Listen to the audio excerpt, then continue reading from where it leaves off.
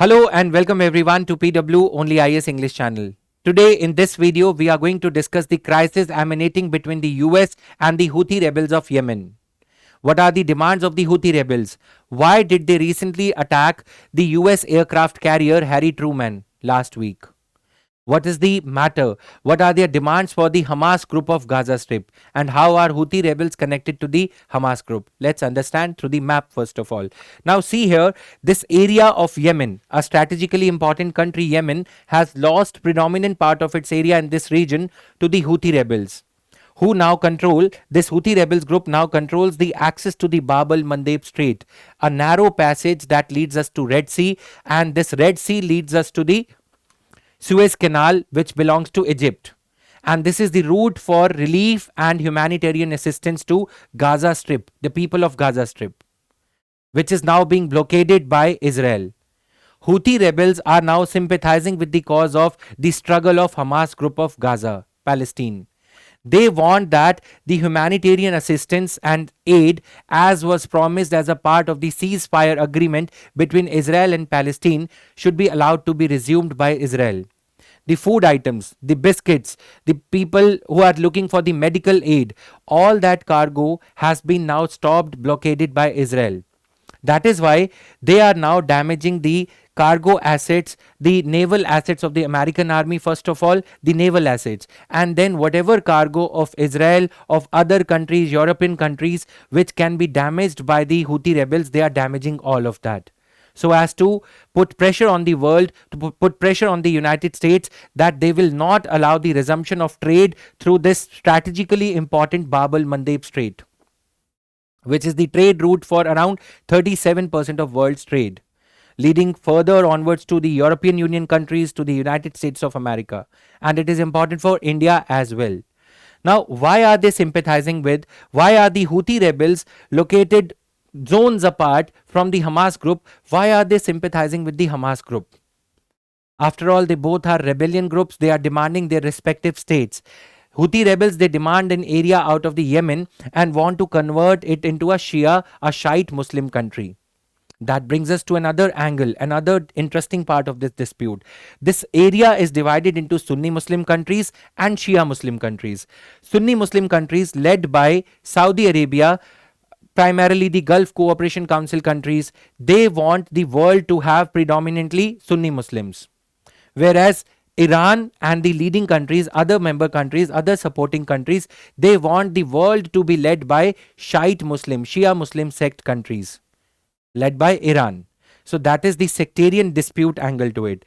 And as we all know, United States loves to nurture these type of sectarian conflicts. The Western world, in fact. You talk about India, Pakistan, you talk about these assets. Now, what is happening is Saudi Arabia being the largest country of this region, US has placed its bets on Saudi Arabia.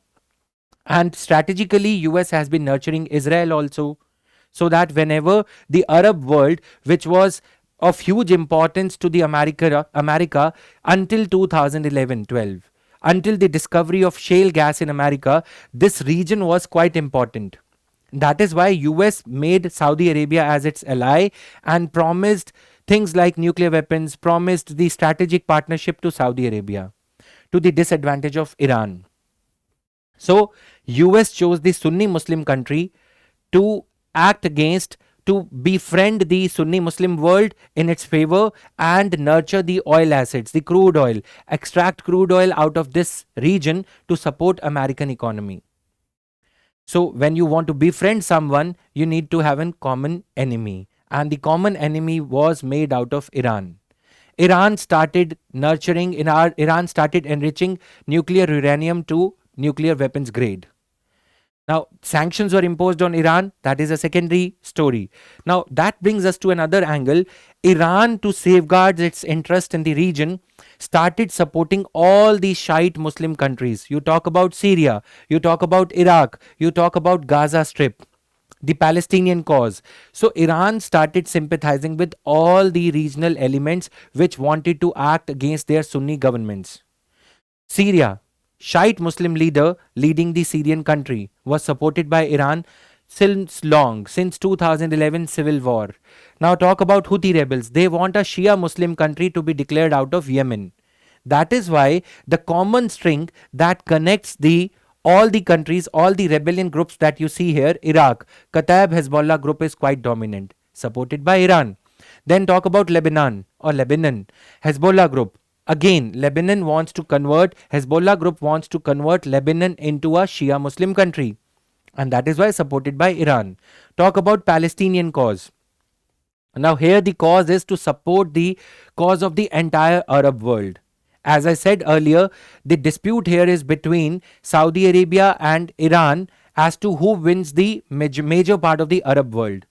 Whosoever espouses the cause of Arab world, Palestine, will gain more credibility in the eyes of the Arabic world.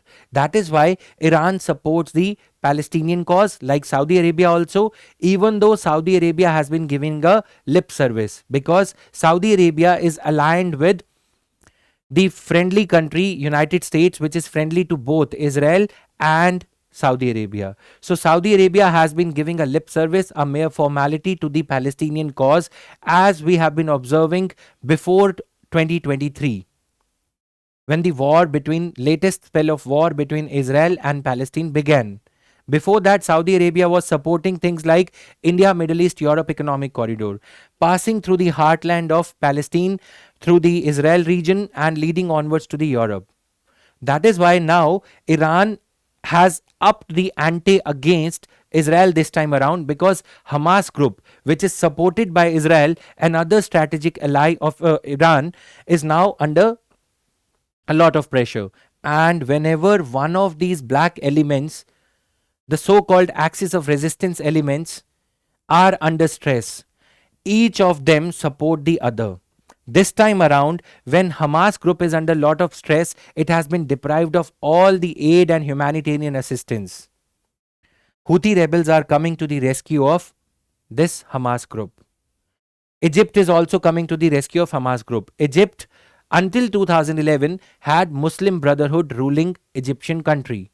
Now all the secret tunnels that led us from Egypt to Gaza Strip region so as to supply arms and ammunitions to the people of Hamas, to the terrorist insurgent group of Hamas, they have been stopped by Israel by demolishing, by destroying all the secret tunnels, underground tunnels that led the people of Hamas group and Muslim Brotherhood group meet each other, exchange the arms and ammunitions. That kind of crucial link has now been completely destroyed by Israel. Now that is why Houthi rebels, they want to resume the supply of arms and ammunitions under the guise of food and relief and aid material for the people who have been the victims of the prolonged war that began in the month of October 2023. Under the guise of food and civil supplies, they would be able to supply arms and ammunitions to replenish the stocks of ammunitions for the Hamas people.